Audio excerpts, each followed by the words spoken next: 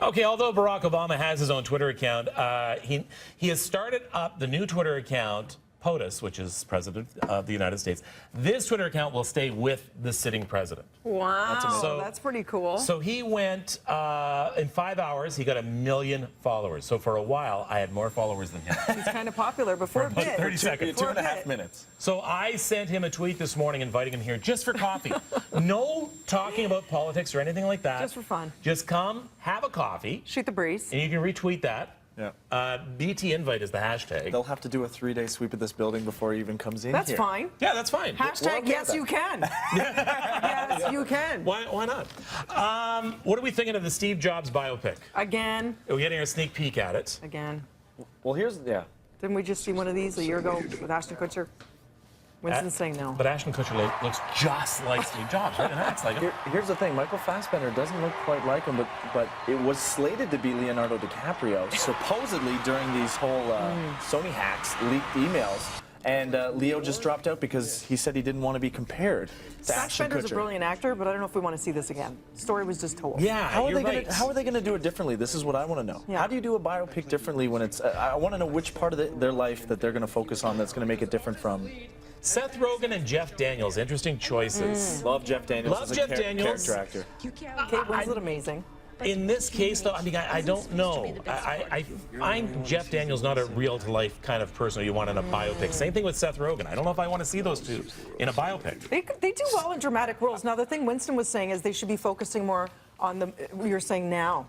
Issue with the last movie was it showed so much of what happened back then, which is fine, but it left me wanting to know what brought Apple to the iPod so generation. It's your fault. So it ended at the iPod in the last movie when they brought him up on stage and he said, "This is the future." But then I want to know how it got to the iPhone stage. So I think that's going to be the really interesting part. But I do know that the creator of the social network, I think he's going to be able to really push that forward. So I'm looking forward to it. Dina brings up a good point, though. Are people going to be curious enough now? I've already seen that.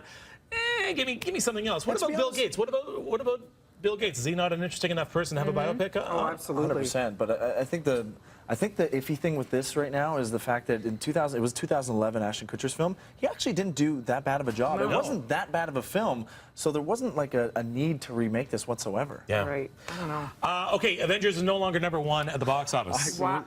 Talk about my all-time wrong. Me too. Statements when I said that Pitch Perfect would have no chance. $70 million over the weekend. What? Pitch Perfect. A bunch of people singing. I'm trying to get a handle on this. Is this kind of like a Best in Show kind of thing? This is almost like Glee, but for professional. Hold on. Listen. Oh no, she has no underwear on. We have a commando situation. She's turning. Brace yourself. So that's what led me. I don't know anything about Glee this. meets Bridesmaids-ish. And this is meets Bring It On. It's instead of like cheerleading squads going head-to-head, it's a cappella groups going head-to-head, but it's sassy and biting. And you see the commentator there for the actual Pitch Perfect ceremonies was Elizabeth Banks, and this is her, she directed this movie. I'll tell you this, my nephews, aged 11 and 8, they made their mom go see this movie this weekend. I'm like, I didn't think they'd be into this movie. What is it about the age of 12 and under that just makes you want to see musicals all the time? No, but this isn't usually their pick, so it goes to show it's attracting a massive audience, right? And it wasn't only that, Mad Max, Fury Road beat out Avengers as well. How could this beat out Avengers? It's showing you a whole, it's a whole different audience. That's a whole different target audience. That's right. And yay, girl power. You know what I mean? All female cast at the helm. Of course, as well as Mad Max, which is basically being considered a feminist movie. Charlize Theron and 5 women in the lead role, along with Tom Hardy. Back on City again for another season is... this was the most interested I've ever seen you this morning in a Bachelorette chat. People are going crazy because look at this setup. Tell them why I'm interested, though, Brad. Two bachelorettes on the driveway. The limo pulls up, and the most awkward decision of all time is who does the guy go see first? A guy pulls up in a hot tub car, and he's Canadian, Kev, and he's an amateur sex coach.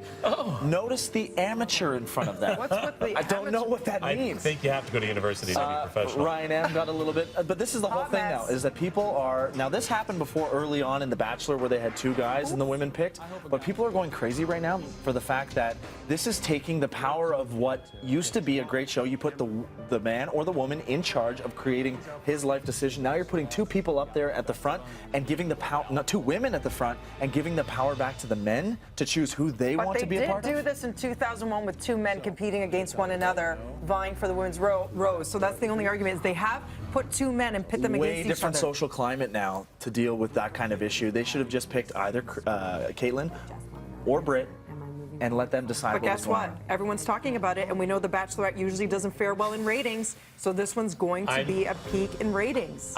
You know what? It's not something I'll be watching, but I strongly, because it's on City, encourage you to check it out. Kev. There's another showing tonight. Yeah, part two. Part 2 tonight. This is where we actually find out. Do the men choose Caitlyn from Canada or Britt from beautiful land of I don't know where, but she's gorgeous? And how do they empty the hot tub car? That's what I really want to know. We'll be back cupcake car? with more Breakfast Television right after this. What if the cupcake car?